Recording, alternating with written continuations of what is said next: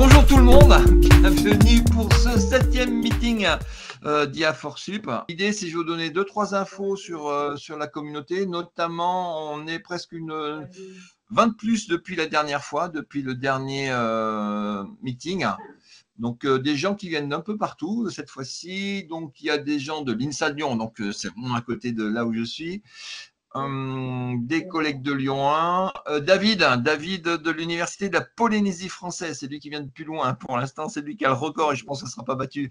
10 participants IA for Sup. Il travaille à l'INSPE de la Polynésie française. Il organise des formations et il ne sera jamais en présentiel avec nous parce qu'aujourd'hui, à ce moment-là, il est 3 heures du matin en Polynésie. Il m'a dit non, je ferai les replays. OK.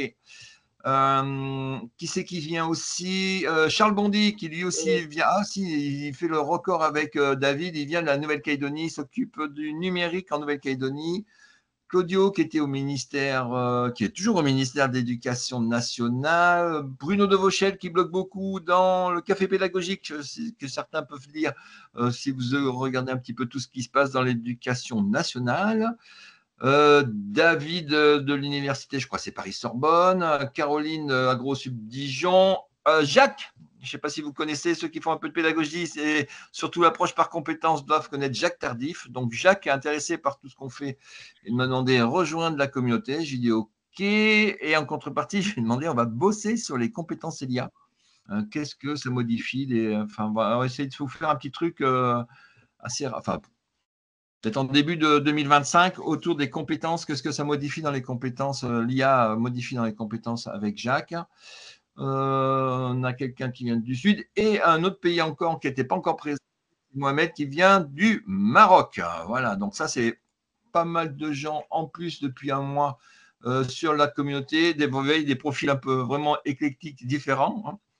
Dans l'actu, depuis la dernière fois, on a fait un webinaire, un séminaire présentiel au labo Techné à l'université de Poitiers avec l'équipe de Techné, une équipe de chercheurs en sciences de l'éducation. Donc, on a passé la journée à discuter autour d'IA et puis 2 heures autour d'IA for Sup. C'était aussi en ligne, il y a une vingtaine de participants sur l'activité en ligne. On a beaucoup discuté sur les usages et nouveaux outils. Voilà, donc j'ai présenté comment fonctionnait IA for Sup et un petit peu après 6 mois ce qu'on pouvait en dire d'utilisation. Je ne sais pas s'il y a un replay, mais on va essayer de vous faire un petit. J'ai pas eu le temps de faire encore un petit résumé. Il faut que je vois avec la personne avec qui j'ai bossé là-dessus pour vous faire un résumé de ce séminaire sur IA for Sup. En actu plus général, pas seulement sur la communauté, mais sur l'intelligence artificielle au sens large. La grosse actu, c'était le 6 milliards de dollars levé par OpenAI, qui a fait une levée de fonds. Donc, si ma mémoire est bonne, l'année dernière, on s'extasiait devant Mistral qui avait levé 600 millions. Bon, voilà, il y a un zéro de plus sur le chèque. Donc OpenAI 600 milliards. Donc voilà, ça donne des choses à jouer. Autre chose intéressante qui nous intéresse la plus proche de nous, le ministère de l'enseignement supérieur au Québec a mis en place une instance de concertation nationale sur l'intelligence artificielle dans l'enseignement supérieur. Donc, c'est bien, ça va introduire un petit peu le propos de Cédric aujourd'hui. On va travailler pourquoi on utilise l'IA, comment on peut utiliser l'IA. Voilà.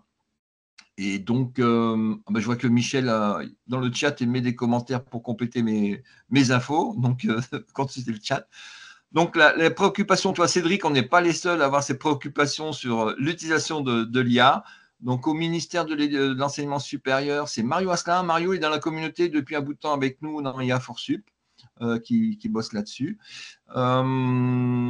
Et donc, j'ai mis les liens sur la communauté. Quelques nouveaux outils depuis la dernière fois, pas énormément. On voit que le rythme de publication des nouveautés baisse.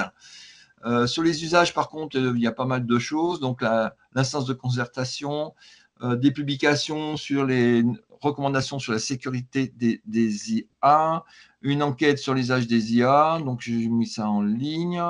Qu'est-ce qu'il y avait encore d'intéressant? intéressant.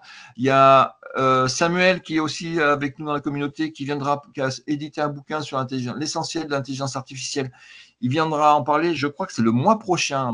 Il est prévu de Samuel Nowakowski, qui est de l'Université de Lorraine.